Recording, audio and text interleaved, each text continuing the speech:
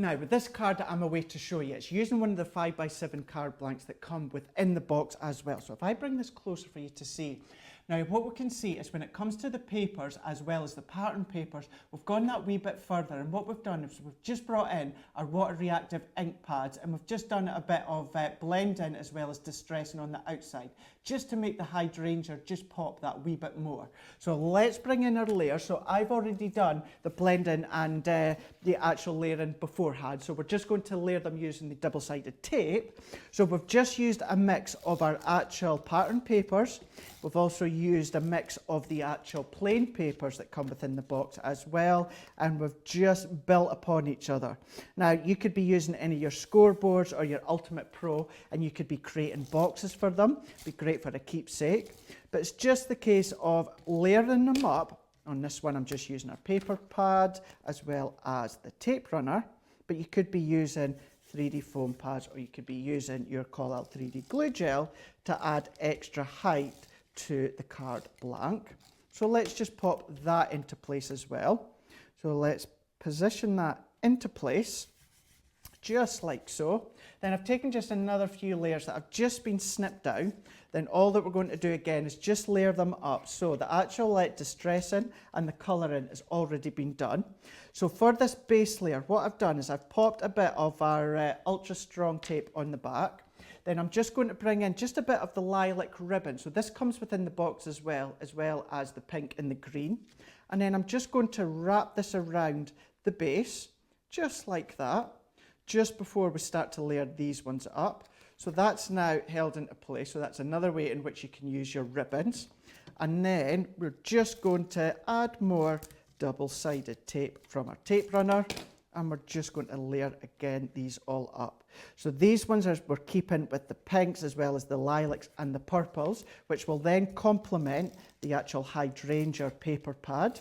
However, what you could do is then come along and do your decoupage with your hydrangea stamps and add all that own colour that you've got within your stash at home. So again, layering them up just like that.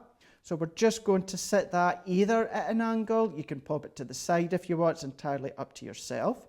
So there we go, let's just place that one on just like so. So what we're going to do is I've got a few accents that we can add on just shortly, but let's just bring in the paper pad here when it comes to the hydrangea. So you've got your multiple layers, so you've got A1, you've got A2, A3 and A4. If I bring that just a wee bit closer for you to see. So on this one here with the hydrangea, you've got 4 layers within this one, but of course you could use all 4 layers. You might want to just use 1 layer, maybe 2 layers or 3 layers. It's entirely up to yourself. So what we're just going to do is let's just bring in our Gemini Junior plates. Now I'm going to die cut them all at the same time, but again what you could do is just chop them all out roughly and then die cut them individually. That way they'll also go through your Gemini Go or your Gemini Mini. So we've got the first hydrangea layer which says A1. So I'm just bringing my actual outline die that also says A1. Then all that I'm going to do is I'm just going to layer that over the top. So A1 is just sitting over the printed A1, and it's also going around that outline of the actual hydrangea. So all that we're going to do is bring in our double-sided tape, and we're just going to secure that into place.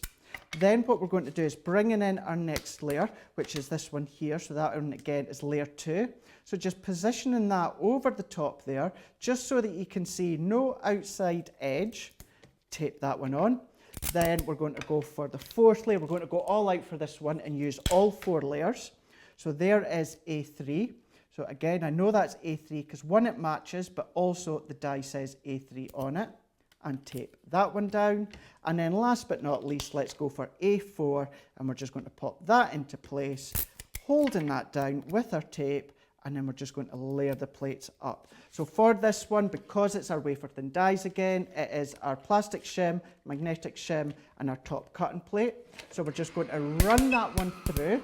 So because they're a solid outside line, you might hear some cracking when it comes to your Gemini plates or any of your die cutting machines you've got at home. But that's normal, don't worry about that. So let's then take away all these layers so that you can see how these all die cut just beautifully. So if I bring that one in close up for then you to see, you're going to see all that detail, but you're going to see how it's die cut all the way around as well, giving you that nice outside line. So what we're then going to do is just pop out the remaining 3. So let's take these ones out. So that's layer 2, layer 3, and then layer 4. So we can then move all that to the side just now. Bringing in our card blank that we've already done just beforehand. I've taken a bit of the purple paper, also within the box, layering that one up. So as we place that into the middle.